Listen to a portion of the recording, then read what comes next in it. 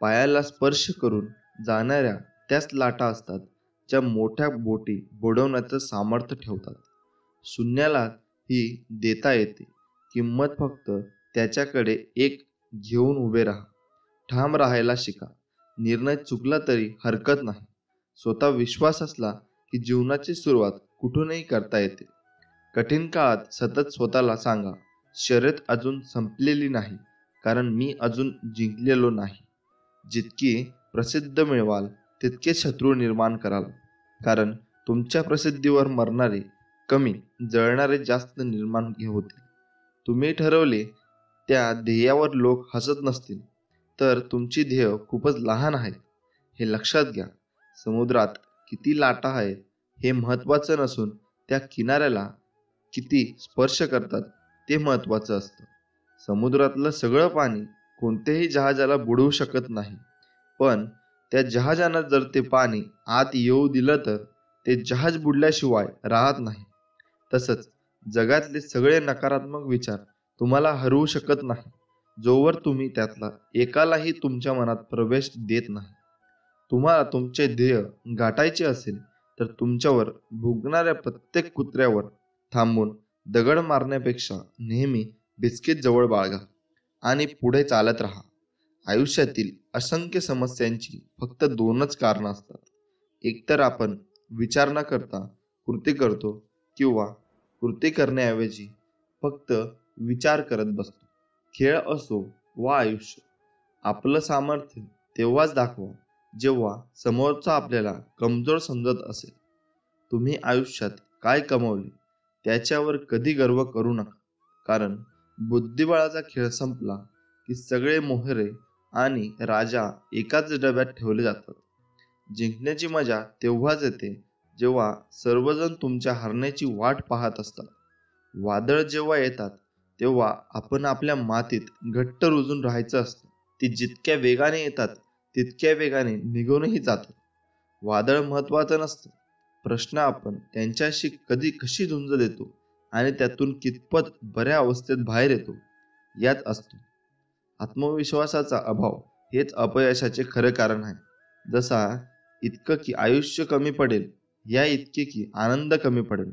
काही मिळाले तर नशिबाचा खेळ आहे, पण प्रयत्न इतके करा की परमेश्वराला देणे भागच पडेल. जेवढे मोठे आपले ध्येय असते तेवढ्याच मोठ्या अडचणी येतात. आपली स्वप्ने कधीही अर्ध्यावर सोडू नका. विशेषतः ज्याच्याबद्दल दिवसातून एकदा तरी कोणता ना कोणता विचार मनात येतोच. अशी स्वप्ने जेव्हा एक बीज काळोख्याच्या अंधारातून कठोर जमिनीतून उगवू शकतो, तर तुम्ही का नाही?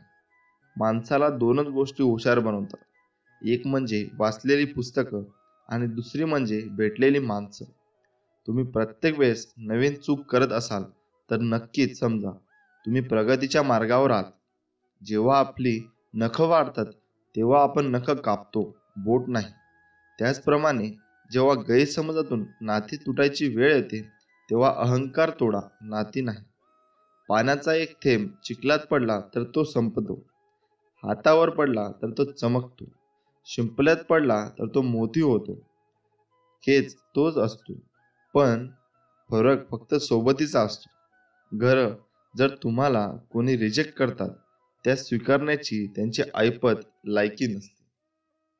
हरलात तरी चालेल, फक्त जिंकणारा स्वतःहून म्हटला पाहिजे, हा खेळ आयुष्यातील सर्वात कठीण खेळ होता. सर्वात मोठे यश खूप वेळा सर्वात मोठ्या निराशेनंतर मिळत असते. आपला कोणी द्वेष करत असेल तर त्याला 3 पैकी 1 कारण असतं. 1, त्यांना तुमची भीती वाटते. 2, ते स्वतः द्वेष करतात. 3, त्यांना तुमच्यासारखं व्हायचं असतं. आपल्या नियतीचे मालक बना, पण परिस्थितीचे गुलाम बनू नका. जिंकणे म्हणजे नेहमी पहिला येणे असे नसते. एखादी गोष्ट पूर्वीपेक्षा जास्त चांगली करणे म्हणजे जिंकणे होय. समुद्रातील तुफानापेक्षा मनातील वादळे अधिक भयानक असतात. जे लोक तुम्हाला पाठी बोलतात त्यांच्याकडे लक्ष देऊ नका. ते तुमच्यासाठी पाठी होते आणि पाठी राहणार आणि तुम्हाला फेमस करणार. त्यांची लायकी तीच आहे. जी व्यक्ती तुमच्या प्रगतीवर जळते त्यांचा तिरस्कार कधीच करू नका. कारण ती व्यक्ती स्वतःपेक्षा तुम्हाला उत्कृष्ट व्यक्ती समजून जळत असते. एखादा कर्तृत्व सिद्ध झालेली संशयाने बघणाऱ्या नजरा आपोआप आदरानं झुकतात. कितीही मोठा पाठिंबा असला तरी यशस्वी तोच होतो ज्याच्या रक्तातच जिंकण्याची हिंमत आणि लढण्याची धमक असते. जेव्हा सगळं संपूर्ण गेलेलं असतं, आपल्याला वाटतं तीच खरी वेळ असते नवीन काहीतरी सुरू होण्याची. आजचा संघर्ष उद्याचे सामर्थ्य निर्माण करतो. विचार बदला, आयुष्य बदलेल. काही गोष्टी बोलून दाखवायच्या नसतात, तर करून दाखवायच्या असतात. ध्येय उंच असेल की झेप देखील उंचच घ्यावी लागते. आयुष्याला एकदा तरी वाईट दिवसांना सामोरे गेल्याशिवाय चांगल्या दिवसांची किंमत कळत नाही. लक्षात ठेवा, लोक उगवत्या सूर्याला नमस्कार घालतात, मावळत्या नाही. जेव्हा सगळं संपून गेलेलं असतं, आपल्याला वाटतं तीच खरी वेळ असते नवीन काहीतरी सुरू होण्याची. सर्वात मोठा रोग काय म्हणतील लोक? छत्री पावसाला थांबवू शकत नाही, पण पावसाला थांबवण्याचे धाडस नक्की देऊ शकते. तसेच आत्मविश्वास यशस्वी होण्याची खात्री देऊ शकत नाही, पण संघर्ष करण्याची प्रेरणा नक्की देऊ शकतो. नेहमी लक्षात ठेवा, आपल्याला खाली खेचणारे लोक आपल्यापेक्षा खालच्या पायरीवर असतात. जग तुम्हाला नावे ठेवण्यात व्यस्त असते, तुम्ही नाव कमवण्यात व्यस्त राहा. कासवाच्या गतीने का होईना, पण रोज थोडी थोडी प्रगती करा. खूप ससे येतील आडवे, बस त्यांना हरवण्याची हिंमत ठेवा. एका वेळी एकच काम करा, पण असे करा की जग त्या कामाची दखल घे. भीती ही भावना नसून अनेकांच्या आयुष्याला लागलेला रोग आहे. बदनामी होणं अटळ असतं. ध्येयासाठी आतोनात प्रयत्न करा. जगाने तुम्हाला वेडे म्हटले तरी चालेल, कारण वेडेच लोक इतिहास घडवतात आणि शिकलेले लोक इतिहास वाचतात. लोक धोका देऊन हुशार झाले आणि आपण मात्र विश्वास ठेवून मूर्ख झालो. हे खरे आहे. म्हणून वेळेत सावध राहा. जिथे डोळे बंद करून विश्वास ठेवला जातो, तिथेच विश्वासघाताला धोका जास्त असतो. पोटात एक आणि होटात एक अशी जगणारी माणसं विश्वासघातकीच असतात. एकीकडे जीवन माणसाची मनं दुखवायची आणि दुसरीकडे खूप देवपूजा करायची, म्हणजेच सगळी पापं धुतली जातात. ही जगातली सगळ्यात मोठी अंधश्रद्धा आहे. संयम हा खूप कडवट असतो, पण त्याचं फळ खूप गोड असतं. आपलीच माणसं आपल्याला शिकवतात आपलं कोण आणि परक कोण असतं. सूर्य बोलत नाही, त्याचा प्रकाशच त्याचा परिचय देतो. त्याचप्रमाणे तुम्ही तुमच्याबद्दल काहीही बोलू नका. उत्तम कर्म करत राहा, लोकच तुमचा परिचय देतील. संकट तुम्हाला तुमच्यातली शक्ती आणि जिद्द पाहण्यासाठीच येत असतात. श्री स्वामी समर्थ. थोडा धीर घे. मी पण वेळ जाणार परिस्थिती देखील तुझ्या समोर गुडघे टेकणार. ही वेळ आज तुला आयुष्याचा धडा शिकवणार. आपलं कोण, परक कोण यातला फरक दाखवणार. बघून ठेवा कोण कसा वागतो. तुझी वेळ आली की बघ एका एका जण कसा नमतो. प्रत्येक दिवस चांगला येईल, पण ही वेळ खूप काही दाखवून जाईल. तोपर्यंत पळत राहा. जोपर्यंत तुझं ध्येय मिळत नाही, असेच सगळं होतं या जगात. अशक्य असं काहीच नाही. जेव्हा ईश्वराने मानवाची निर्मिती केली, तेव्हा त्याने मानवाला 3 पाने दिली. पहिल्या पानावर जन्म लिहिला आणि तिसऱ्या पानावर मृत्यू लिहिला. जे दुसरे पान कोरे ठेवले ते मानवाच्या हातात आहे. मानव जसा जगतो तसे ते पान भरत जाते. या दुसऱ्या पानालाच जीवन म्हणतात. श्री स्वामी हे कुलदैवत स्वरूप चतुर्थ दत्त आहेत. म्हणूनच श्री स्वामी समर्थ या परम पवित्र प्रचंड शक्ती झाली.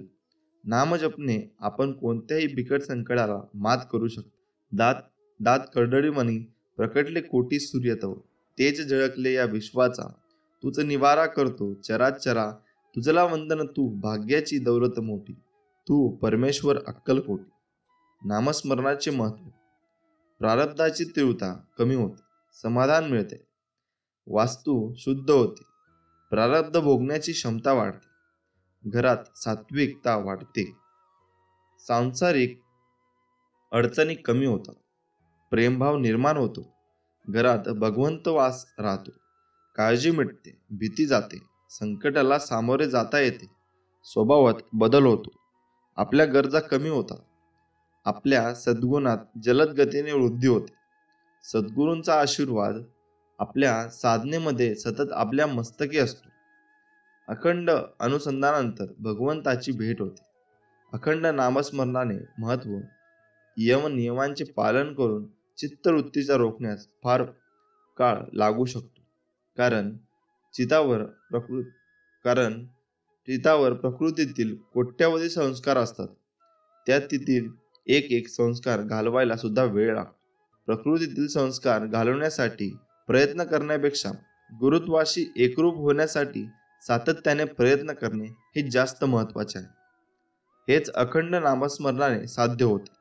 मन, बुद्धी, चित्त वगैरे प्रकृतीचे घटक त्यांच्या गुणांप्रमाणे कार्य करत असतात. त्यांच्याशी विरोध करण्यात आपली सेवा साधना खर्च करण्यापेक्षा गुरुतत्वाकडे जाण्यासाठी म्हणजेच श्री स्वामी समर्थ या नाममंत्रात एकरूप होण्यासाठी वापरली तर ध्येय लवकर साध्य होते. आपली मूलभूत क्षमता, सामर्थ्य, कुवत यांची नीट ओळख करून न घेता कुणी जर आपले लक्ष निश्चित करीत असेल तर त्याला अपयशाचा सामना करावा लागेल. आपली मौलिक क्षमता जाणून घेऊन जर व्यवस्थित मार्ग स्वीकारला तर व्यवस्थेची कमतरता असूनही व्यक्ती यशस्वी होतो. कर्मफळाची आसक्ती सामान्यपणे आपले लक्ष काम करण्याकडे कमी व त्यांच्या परिणामाकडे जास्त, फळाकडे अधिक असते. यामुळे कार्यक्षमतेचा ऱ्हास होतो. वास्तविक पाहता परिणामाची चिंता न करता आपल्या पूर्ण मनोनिहारे मन लावून कोणतेही काम केले तर त्यात उत्तम यश मिळते. फक्त एवढाच मंत्र रोज घरातील सर्वांनी जपल्यास जसा जसा जप वाढत जातो तसतशी परिस्थिती सुधारत जाते व 6 लाख झाल्यावर या जपाची प्रचिती येऊन लागते. या जपाने पैशाचे मार्ग न मिळताच परंतु मुख्य संतती विषयाची चिंता मिटते व मुलांमध्ये सुधारणा दिसू लागते. इतकेच नव्हे तर पुढील घडणाऱ्या घटनांची आगाऊ सूचना मिळत असते. सज्जनांचा सहवास घडतो. धार्मिक ग्रंथाचे वाचन घडते राहते. चेहऱ्यावर एक दैवी तेज दिसून येते. असा हा सहज सुलभ जप आपण करावा अशी प्रत्येकास नम्र विनंती. यशस्वी होण्यासाठी उपाय: आपली मूलभूत प्रवृत्ती, रुची, वास्तविक क्षमता, सामर्थ्य यांना समजून घेऊन त्याच दिशेने काम करावे. कर्मफळाची पूर्णपणे निष्पक्ष असावे. जीवनशैली उत्तम आदर्श राखावी. स्वभावात नम्रता असावी. वृत्ती निस्वार्थ असावी. आपले चिंतन सदैव सकारात्मक विधेयक स्वरूपाचे असावे व जीवनात आशावादी राहावे. आपण काहीच करू शकत नाही, आपल्याकडून काय होऊ शकणार ना असा विचार कधी करू नये. प्रतिकूल परिस्थिती देखील आपण प्रयत्नाने यशस्वी आशावादी विचार सदैव मनाशी जोपासण्याच्या हवेत. रामकृष्ण परमहंस म्हणतात, दोघे गुणे माणूस आपण आपला स्वतःवरचा विश्वास घालून टाकायला नको. जी व्यक्ती आपल्या जीवनात जेवढा जास्त संघर्ष करते ती तेवढीच महान बनते. हे गुरुराया, तू पवित्रचा सागर आहेस. जो कोणी तुझ्या सानिध्यात येतो तो सहज पवित्र होऊन जातो.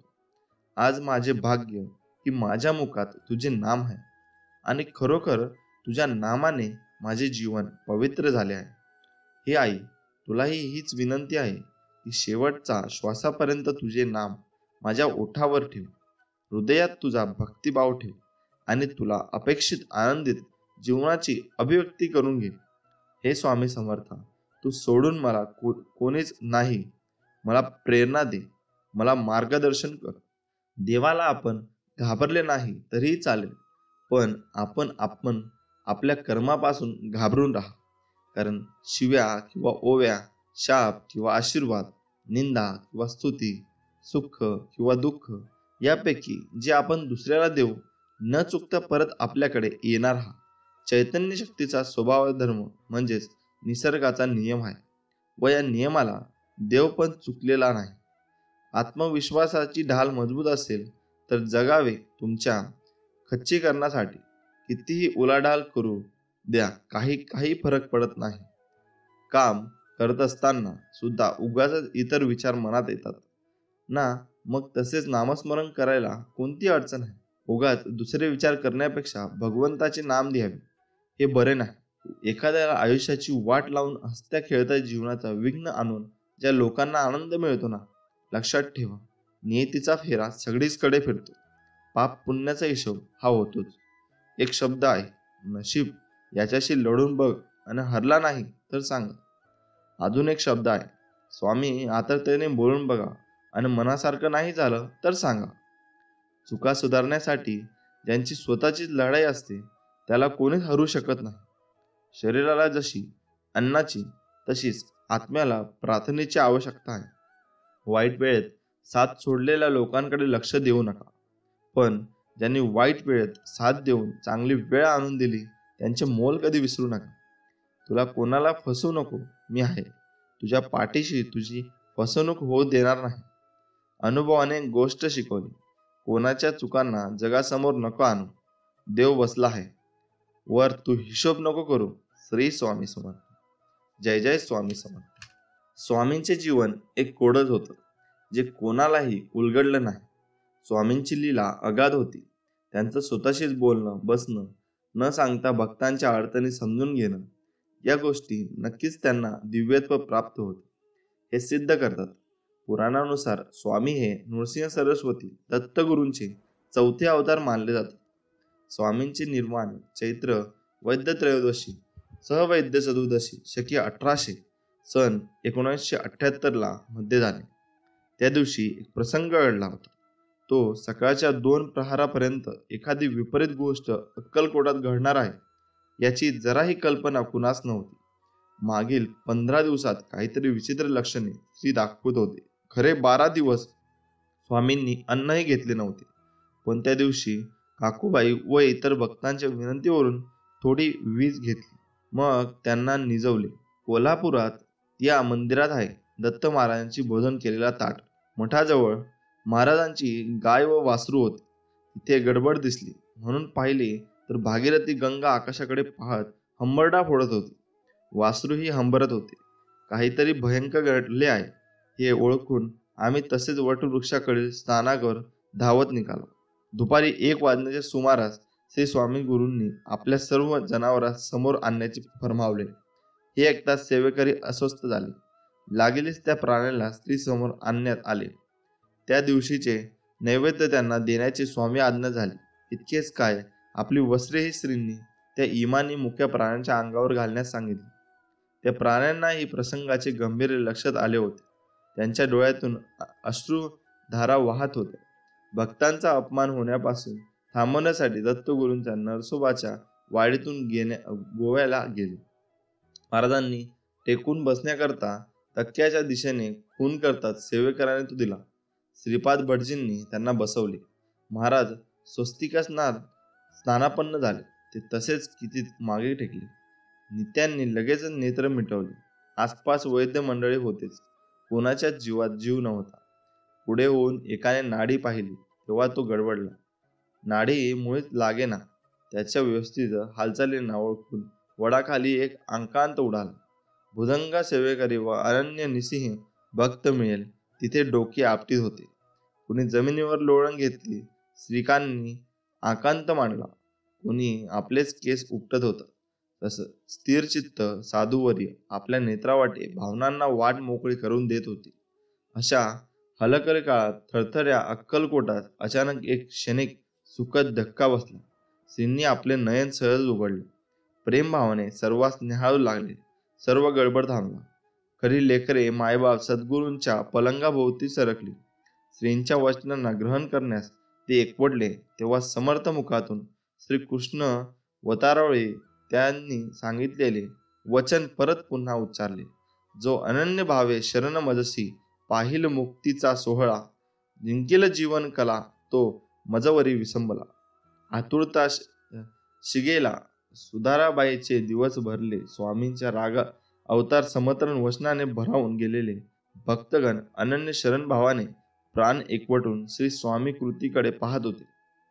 श्रींनी आशीर्वाद संकेत दर्शवण्यासाठी हस्तकमल उंचावले.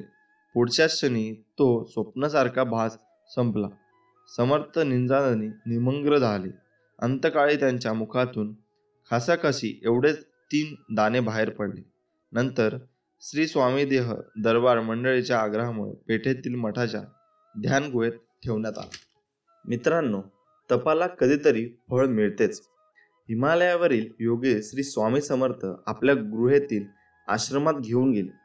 थंडीपासून रक्षण करण्यासाठी तेथे सतत अग्नी ठेवला होता. त्यांनी श्री स्वामी समर्थांच्या आसनावर सन्मानाने बसवले व नंतर हात जोडून फलाहार करण्यास सांगितले. फलाहारानंतर हरिकीर्तन झाले. स्वामींना आत्मप्राप्तीचा सोपा उपाय कोणता ते कृपा करून सांगा म्हणून प्रार्थिले.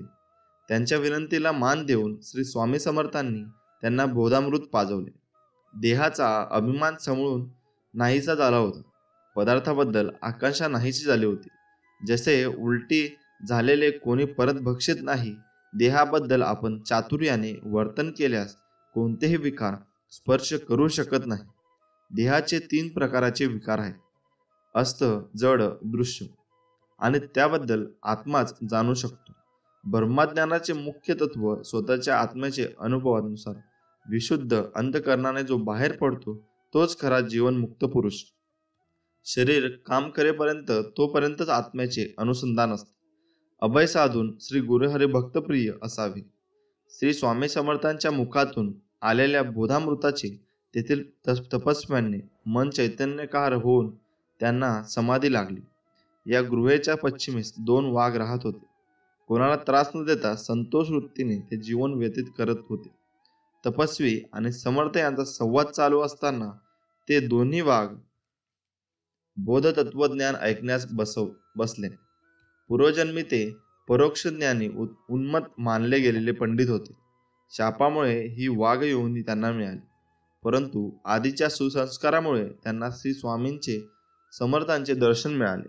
श्री स्वामी समर्थ त्यांना म्हणाले, का हो पंडित, अंधारात का बसलात?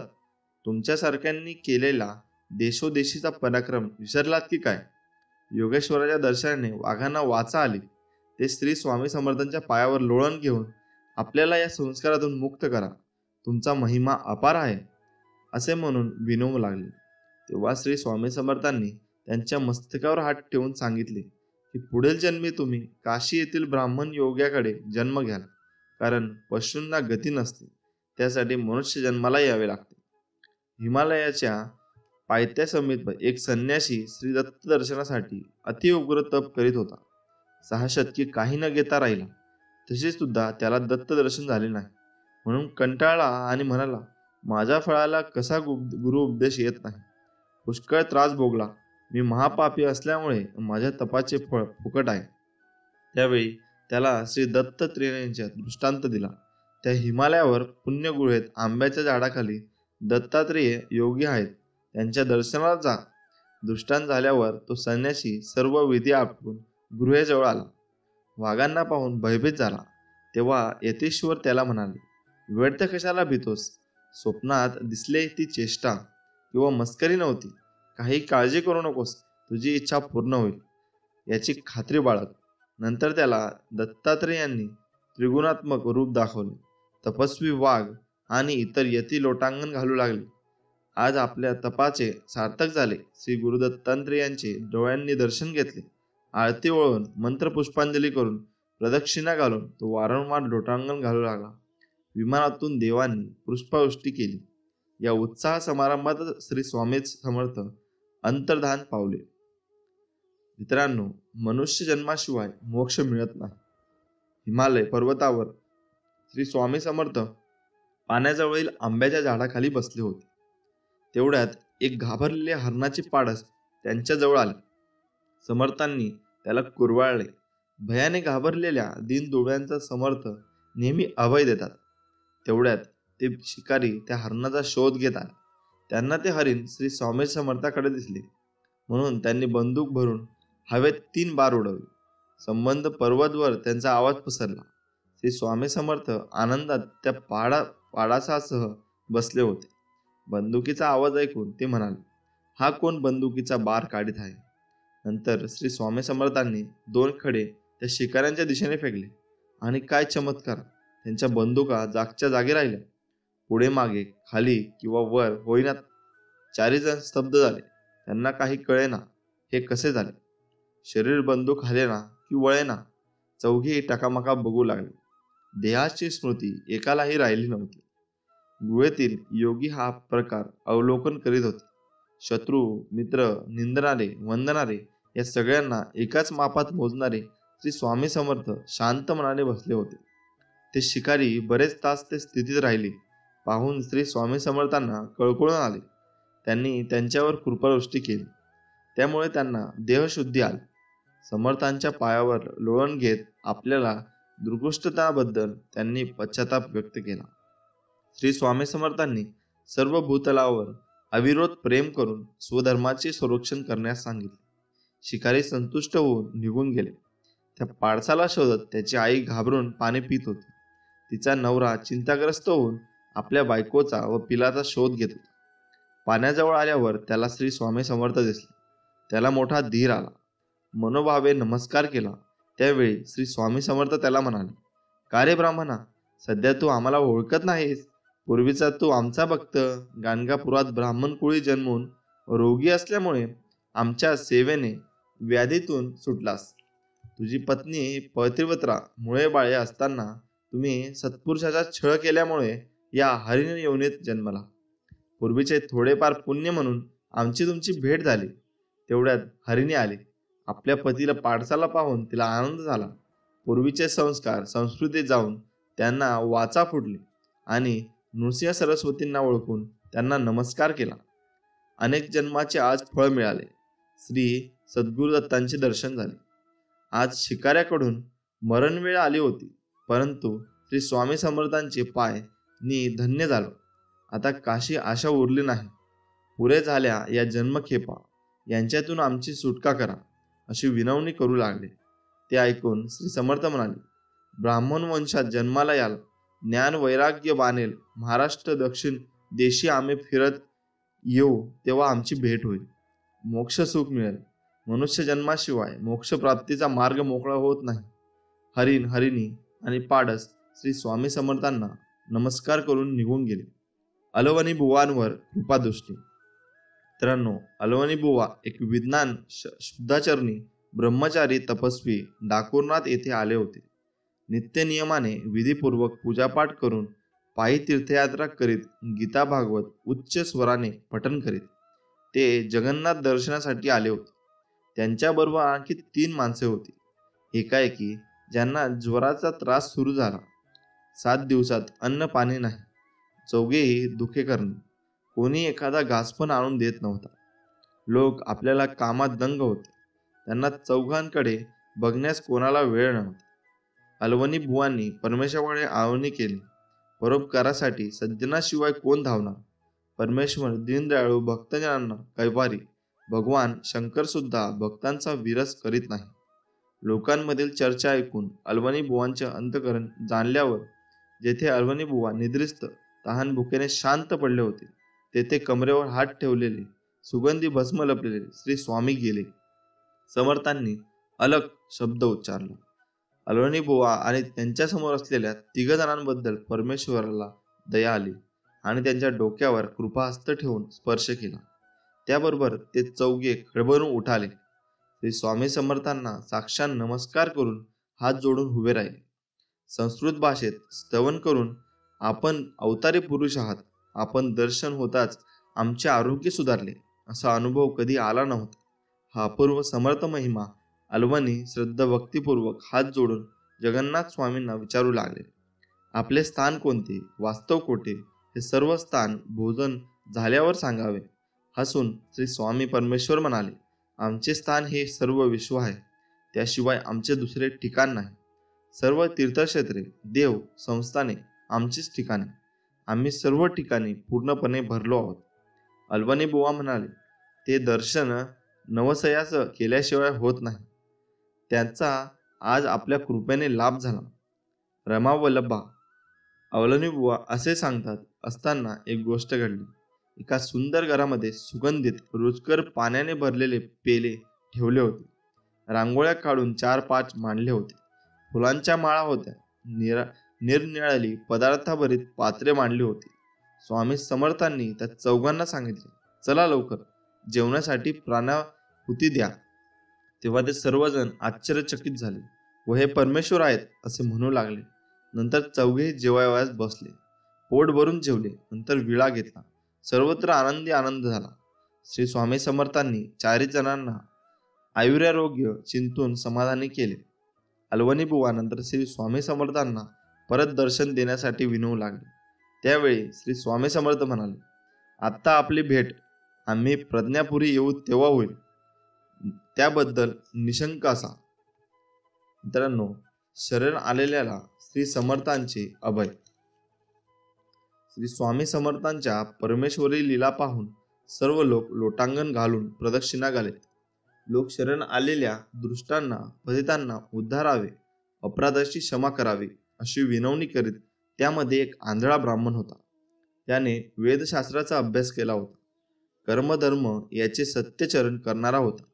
त्यांच्या मनात आले की आपल्या डोळ्यांनी श्री समर्थांना पाहावे. तो म्हणू लागला की माझे मनोरथ पूर्ण करा व दर्शन द्या, नाहीतर मी माझा देह त्यागीन. याची खात्री बाळगा. हा त्यांचा पक्का निश्चय पाहून पुरुषोत्तम कळवळले आणि आपल्या गळ्यातील फुलांचा हार काढून जन्मापासून आंधळा असलेल्या त्या ब्राह्मणांच्या अंगावर फेकले. प्रसाद समजून त्या ब्राह्मणाने तो हार कपाळाला डोळ्यांना लावला आणि काय आश्चर्य, त्याला दृष्टी आली. सर्वांना कमरेवर हात ठेवलेले श्री स्वामी समर्थ श्री दत्तवधूंच्या रूपामध्ये दिसले. पंडिताला इतका आनंद झाला की तो म्हणाला, तुमच्या या कृत्याला कोणतीच उपमा देता येत नाही. फुलांची माळ डोळ्यावरून फिरवली आणि मला दिसू लागले. सर्व जन्मांचे पातक भ्रामक कल्पना नाहीशा झाला. या डोळ्यांची एका सद्चित्ताने सद्गुरूंमध्ये अद्वितीय रूप पाहिले. आज भाग्य उदयाला आले. त्याच वेळी दारिद्र्याने गांजलेला परंतु परमभक्त एक वृद्ध शुद्ध श्री स्वामी समर्थासमोर आला. साक्षात दंडवत घालून हात जोडून प्रार्थना करू लागला. माझी स्त्री 8 दिवस झाले कुठेतरी चुकली आहे. कोठे ते समजत नाही. यात्रेत शोधले पण सापडले नाही. श्री संसार सुखाला मुकलो, तान्या बाळाला सांभाळून थकलो. आपण परमेश्वर आहात. हे सर्व ऐकून श्री समर्थ म्हणाले, मरणद्वारी बसला आहेस आणि अजून मनात वासना तळमळते. म्हाताऱ्या, तुला लाज कशी वाटत नाही? विषय भ्रमाने व्यापलास. पूर्वजन्मीचा तू तेली आमचा दास होतास. ओळख कशी विसरलास? समर्थांनी सर्व सेवकांना त्याच्या कपाळास भस्म लावण्यास सांगितले. मनात स्मरण होईल आणि ते मरण्यासमयी उपयोगी पडेल. भस्म कपाळाला स्पर्श केल्याबरोबर त्याला पुनर्जन्माची आठवण झाली. धावत जाऊन त्याने श्री समर्थांचे पाय धरले आणि मी जातीचा तेली होतो, तुम्ही मला का अवरले? मी संसारात रमणार झालो, संसार तापाने गांजलो. आता त्यांच्यातून मला सोडवा आणि आपल्या पायाजवळ आश्रय द्या. करुणानुना असे म्हणू लागला. तेवढ्यात त्या वृद्धाची ती प्रिय स्त्री आली. पतीला पाहून तिला आनंद झाला. बाळाला घेऊन पतीला वारंवार मिठी मारू लागली. सर्व लोक कौतुकाने पाहू लागले. वृद्ध तेल्याने आपल्या पत्नीस श्री स्वामी समर्थांची पायावर डोके ठेवण्यास सांगितले. तिलाही पुनर्जन्मीचे ज्ञान झाले. समर्थांनी त्या दोघांना आशीर्वाद दिला. मनोकामना पूर्ण होईल असे म्हणून ते अंतर्धान पावले. श्री स्वामी समर्थ. अहंकार नाशास कारणीभूत ठरतो हे नेहमी लक्षात ठेव. हरिद्वारी असताना श्री स्वामी समर्थांनी 2 उन्मत्त झालेल्या मल्लांना कसे वटणीवर आणले त्यांची ही कथा. 2 ब्राह्मण वंशातील तरुण मुले अंगाने सशक्त असल्यामुळे कुस्तीत बऱ्याच जणांवर मात करीत. शरीर संपत्तीने समृद्ध, कुस्तीत श्रेष्ठ अशी ही मुले धर्माचा विसर पडल्यामुळे व अहंकार बळावल्यामुळे साधूंना, स्त्रियांना, धनवानांना त्रास देऊ लागले. असे बरेच दिवस चालले. लोक परमेश्वराला आळावळ्यास लागले. या राक्षसरूपी मल्लाचा समाचार घ्यावा म्हणून विनवणी करू लागले. प्रारब्ध म्हणतात ते कधीच चुकत नाही. त्या दोन्ही मुलांना सर्वांगास रक्तपिती उद्भवली. महारोग भोगून अनिवार्य त्रास होऊ लागला. कोणी जेवण देईना की पाणी पाजेना. घरोघरी भीक मागून हाका मारून धान्याचा साधा कण मिळेना. गर्वाने काम करावे हसत हसत, पण परिणाम भोगावे रडत रडत. द्यावे तसे घ्यावे हा सिद्धांत लोकानुभव खरा आहे. विवेकशून्य मल्ल दुःखासागरातून बुडून गेले. दुःखात कोणाची आठवण येते तर त्या भगवंताची. ते आवळू लागले. जगन्नाथा, वैकुंठाधिपती, धाव धाव. आम्हा दृष्टांना, मद्दोनवंतांना रोग पिढेपासून सांभाळ. धाव धाव रे कपूर गौरा. रोगाने बरीच वर्षे गांजलो, पिढीलो शंकरा, भुजंगी द्वारा हरा. इकडे हरिद्वारी भगवंत श्री स्वामी समर्थ भोजनास बसले होते. अंतसाक्षीने त्यांनी ती दीनवचने मनात जाणली आणि तात्काळ ते दीनदयाळ कळवळून उठले. अन्नाने भरलेले ताट टाकून घाईघाईने निघाले. समर्थांना पाहून बसलेला ब्राह्मण समुदाय आश्चर्यचकित झाला. श्री स्वामी समर्थांनी आगमन केल्यावर त्या भयंकर महारोग्याकडे एक कृपाकटाक्ष टाकला आणि त्याच्या शरीराला स्पर्श केला. त्याचबरोबर पूर्वीच्या पुण्याईचे श्री स्वामी समर्थांची भेट झाली. ते खडबडून उठले. त्यांनी समर्थांसमोर लोटांगण घातले, पायांवर डोके ठेवले, आपल्या अंगाकडे निहाळून पाहिले. पूर्वीसारखी कांती झालेली पाहून त्यांना आनंद गगवात व्हावेना. ते नाचू लागले.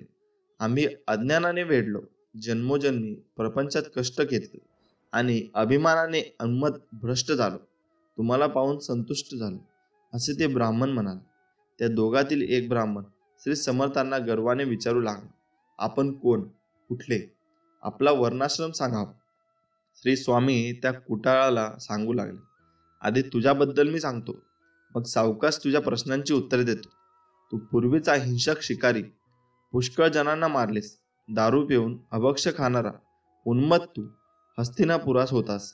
दुसऱ्याचे धन घर अपहरण केलेस, आई वारली, राजकन्येला मारलेस, असा तू पापी. पुनर्जन्मीचे थोडेफार सुकृत संसार असल्यामुळे ब्राह्मण कुळात जन्म पावलास, पण नेहमीच्या स्वभावाने काल रात्री गोवध केलास. त्यांची दुर्गमी अजूनही आहे. हे ऐकून कुटाळ घाबरला व महापातक्याला तारण्यास विनवू लागला. नंतर श्री स्वामी समर्थांनी त्या कुटाळाकडून त्या मृत गायीवर स्वामींचे चरणतीर्थ शिंपडले आणि 2 दिवस मृतावस्थेत असलेली गाय थरथरून उठली. सर्वजण आश्चर्य करू लागले. कुटील द्विजांचा परिवार श्रीकन्या, भगिनी व पुत्र साक्षान नमस्कार करून कामधेनी घरी घेऊन गेले. श्री स्वामी समर्थांचे भक्तप्रेम भरीत पूजन करून नैवेद्य, फळ, विडा, अल्पधन, वस्त्रांकाल समर्पित केले. नंतर श्री स्वामी समर्थांनी त्या ब्राह्मणांच्या प्रश्नांची उत्तरे दिली.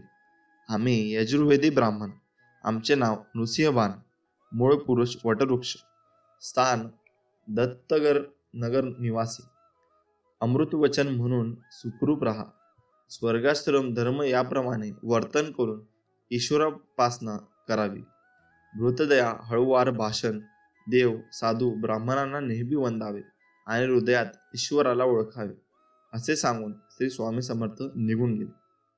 मित्रांनो, प्राण्याला वासनाशय झाल्याशिवाय सद्गती नाही. श्री स्वामी समर्थ. द्वारकेहून दूर कक्ष देशात श्री कृष्ण त्रिवक्रम नावाचे क्षेत्र आहे. वापी नदीजवळ एक सुंदर सरोवर आहे. शेजारी श्री कृष्ण त्रिवक्रींचे सुंदर शोभायमान मंदिर पण आहे. अशा ठिकाणी श्री स्वामी समर्थ आपल्या सेवकांसह फिरत आले. त्या मंदिराचे मुख्य एक साधू होते.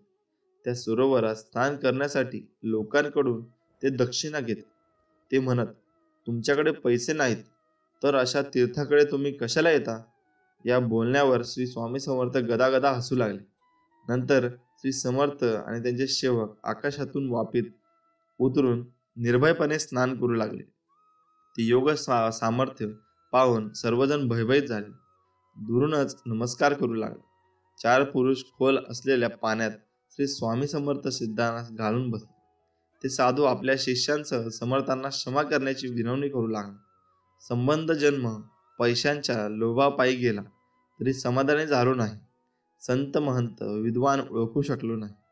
पाण्यात उतरून श्री समर्थांचे पाय धरून उठण्यास सांगू लागला.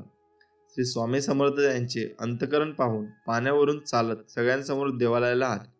नंतर पूजन, आरती, भजन झाल्यावर नैवेद्य दाखवलं. त्यामध्ये एक अतिविद्वान आपल्या मनात श्री स्वामी समर्थ कोणत्या मार्गे आले म्हणून संशय घेऊ लागले. श्री स्वामी समर्थ आपणाहून त्या पंडिताला म्हणाले, आम्हाला कोणती साधने उपयोगी हे तू जाणतोस, कारण आम्ही तर भिक्षाटन करून साध्य सिद्ध साधेपणे करतो. तो संशयी हे ऐकून गडबडगडीत झाला, कारण त्याच्या मनातील संशय श्री समर्थांनी ओळखला.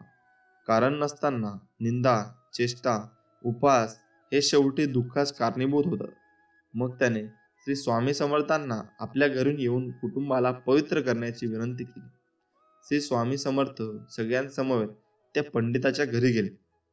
तेव्हा समर्थ त्याला विचारू लागले, तुझे आईबाप कोठे आहेत? तेव्हा त्याने ते कैलासवासी झाल्याचे सांगितले.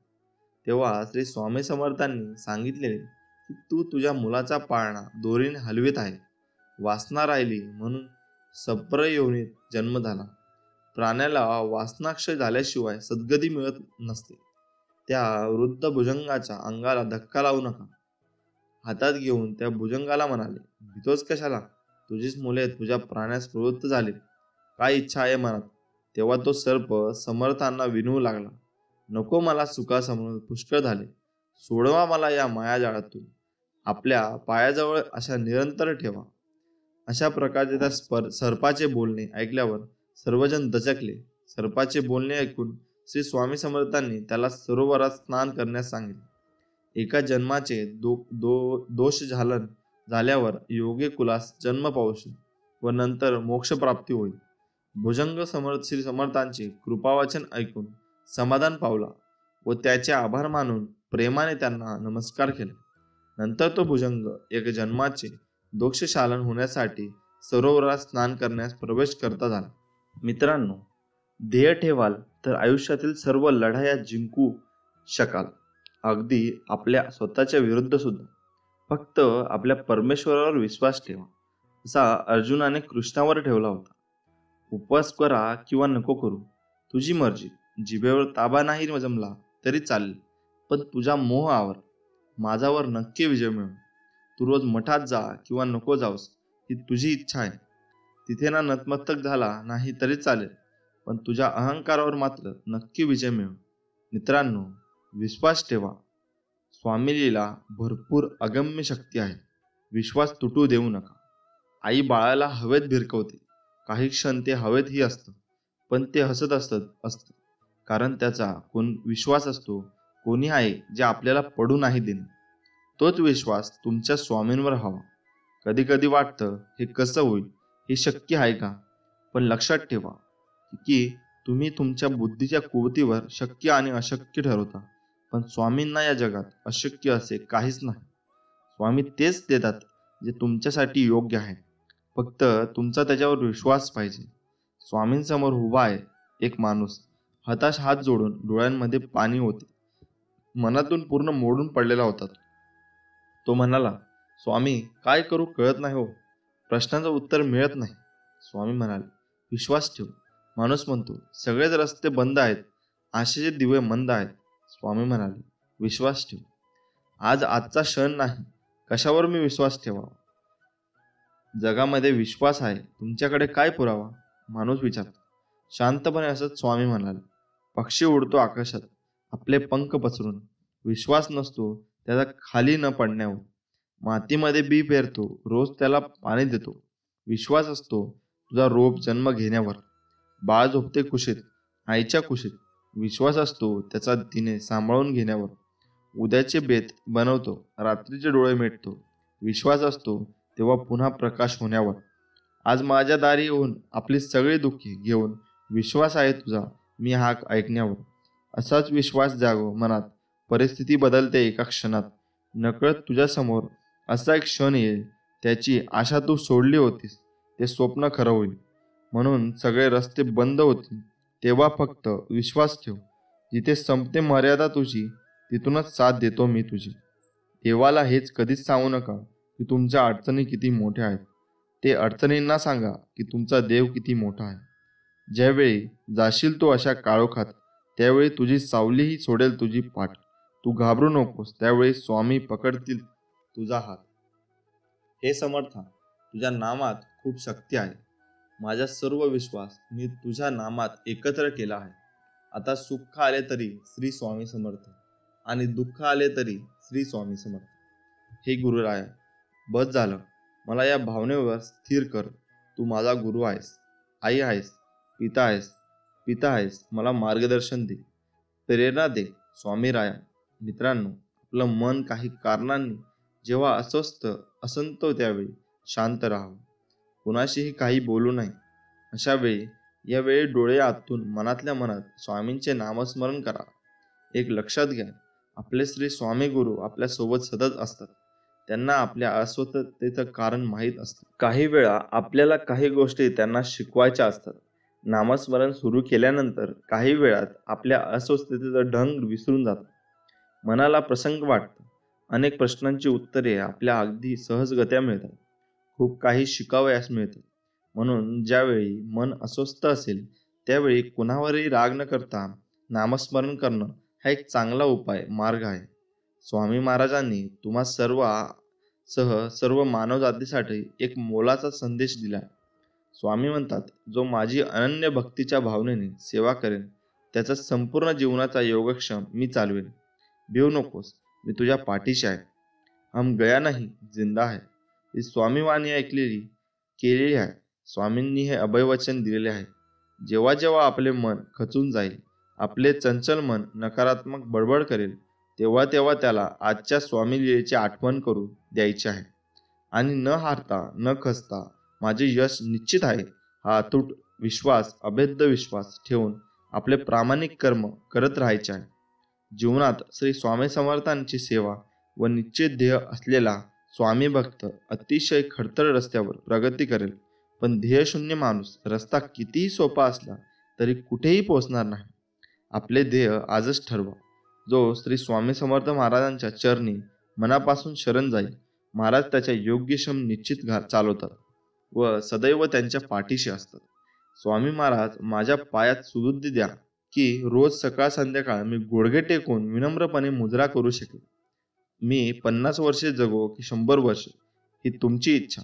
माझी तर एकच इच्छा की ओठांवर तुमचे नाव असावे व दानासाठी माझे हात कधीही थकू नये. स्वामी महाराज प्रेमळ दृष्टी द्या, सहकार्य करणारे हात द्या, सन्मार्गावर चालणारे पाय द्या.